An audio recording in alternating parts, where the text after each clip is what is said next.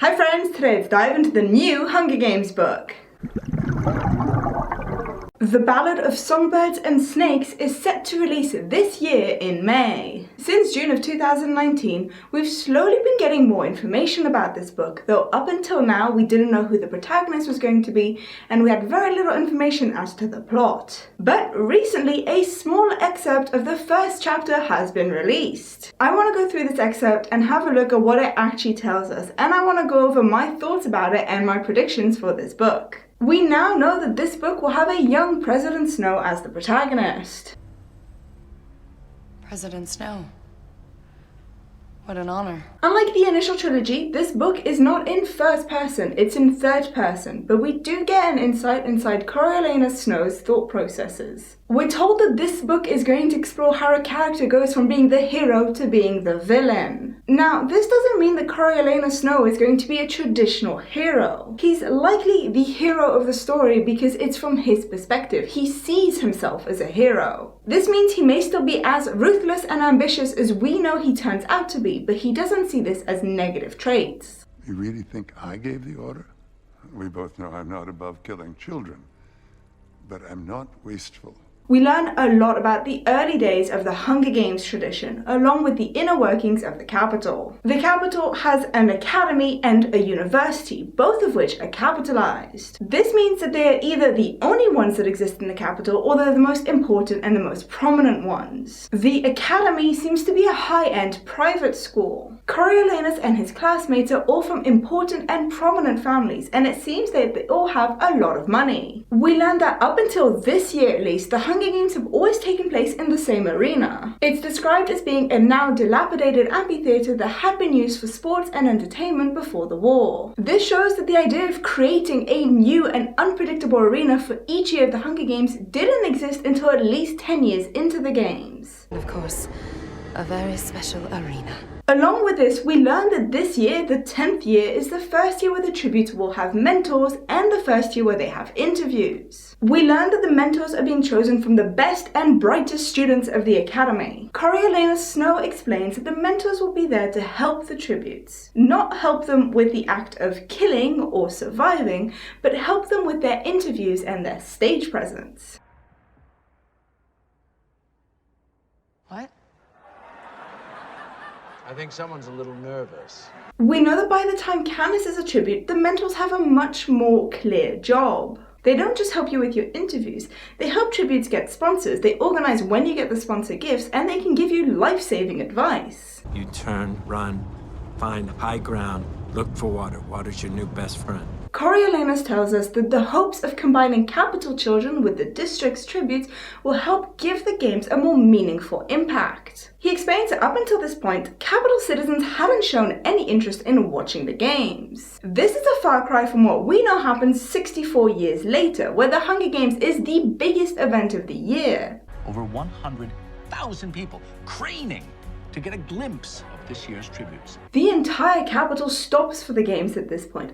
It is by far the most important and interesting thing there is. Hopefully through this new book we'll learn more about this shift in perspective from it not being interesting to being the most important event of the year. We also learn about what will become the career districts in this excerpt. We know that by the 74th Hunger Games, the career districts are districts 1, 2, and 4. They have shown themselves to be the strongest tributes each year. They even train their tributes in special academies. They train in a special academy till they're 18, then they volunteer. By that point, they're pretty lethal. Districts 1 and 2 have a very privileged relationship with the capital, which explains kind of why they're career districts. District 4, however, has always been a bit of a mystery. We learned, though, in this excerpt that by year 10, there was already a difference in some of the tributes from some of the districts. Coriolanus explains that by this point, districts 1 and 2 had already shown themselves to bring more victors than all of the other districts. He also says that districts 4 and 11 were strong contenders. This gives us an insight as to what becomes the career districts 1, 2, and 4. However, now we don't know why 11 was dropped. Not only though do we learn a lot about the history of the games and the capital, we learn a lot about President Snow himself. We learn that Coriolanus Snow was known in the academy because of his parents and grandparents, showing that he comes from a prominent family. This would make the reader believe that he must also be rich, as it's a prominent family. family and he's in a high-end private school. However, we're quickly told that Coriolanus' only real currency was charm. Along with the information we get that he has cabbage breath and he needs to win a monetary prize to go to the university, we quickly figure out he doesn't have any money. Either his family cut him off, which seems very unlikely, or his family have actually lost their wealth but they're hiding this. I mentioned earlier on that his only real currency is charm. We learned that Coriolanus uses this already a lot. We know that by 64 years after this book, this man has incredible people skills. He can really read a room. What a lovely pin. Thank you, it's from my district. They must be very proud of you. But apparently, Coriolanus Snow already had these incredible people skills when he was young. We learn in the excerpt that he knows how to talk to everyone around him. We also learned that he was hoping to achieve personal recognition. This shows he doesn't want to rely on just his family name to carry him. He himself wants to be important and known. This again points towards the man we meet 64 years later, who's incredibly ruthless and ambitious. It's explained multiple times in the excerpt that only the best, brightest, and most honorable students have been chosen for this mentorship program. Obviously, because we know that Coriolanus Snow is part of the mentorship program, we now know that he was an extremely talented student. At the very end of this excerpt, we learn that Snow's tribute is the female tribute from District 12, much to his anger. There are a few names that come up in this excerpt that are familiar to us. The hall that the students meet in is called the Heavensby Hall. This is an obvious link to the character Plutarch Heavensby from the main trilogy.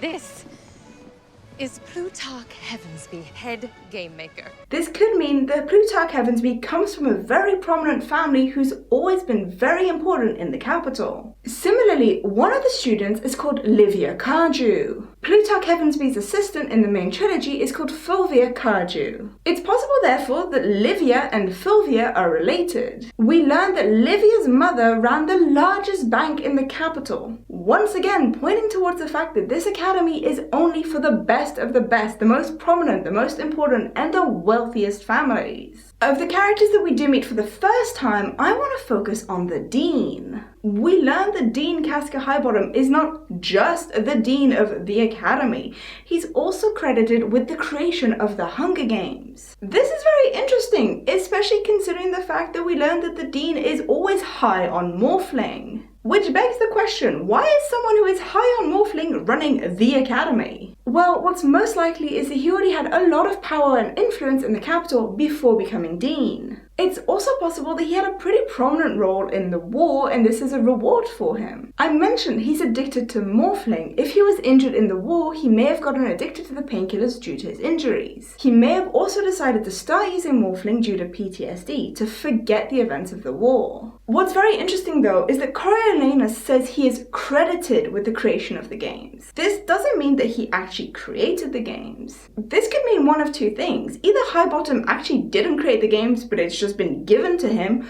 or he had the initial idea for the games but didn't have the wherewithal to actually create anything. Considering he's always high out of his mind on morphling, I wouldn't be surprised if he just blurted out this idea one day at a meeting and everyone just kind of went, huh, that's an interesting idea, let's go with it. The members present at this meeting would therefore take his idea and tailor it into the Hunger Games. He technically came up with the idea, but he didn't come up with any of the actual real sides of it. So coming up with the idea but not executing the idea means that he's technically credited with it, but did he really create the games? So now that we've covered the majority of this excerpt, what does this really tell us about the plot of the book? Well, we know that District 12 did have a victor before Haymitch, however it was so long before Haymitch no one remembered who this victor was or what year they won. It's possible therefore that Coriolanus' tribute is this victor that everyone forgets about. As this is a young adult novel, there's likely going to be some kind of a love story or romance plot involved. It's possible, therefore, that Coriolanus and this tribute fall in love with each other, or one of them falls in love with the other one. Which means there's a possible plotline that she wins, they ask to live together but they are refused because she has to return to District 12 and Snow has to stay in the capital. In a similar vein, it's also possible that Snow loves her but she doesn't return his feelings. She then breaks his heart when she inevitably wins and goes home. To push this even further, it's possible that he confesses his love to her and she tells him that she's already in a relationship with another man. A lot of fans speculate that this book is somehow going to be connected to Katniss. It's possible therefore that the other man that this tribute refuses Snow for is called Mr. Everdeen. Obviously, Mr. Everdeen would not be Katniss's father, but would be her grandfather. This would therefore link this new book to the initial trilogy, and would give Snow a real reason to hate Katniss Everdeen. You fought very hard in the games, Miss Everdeen.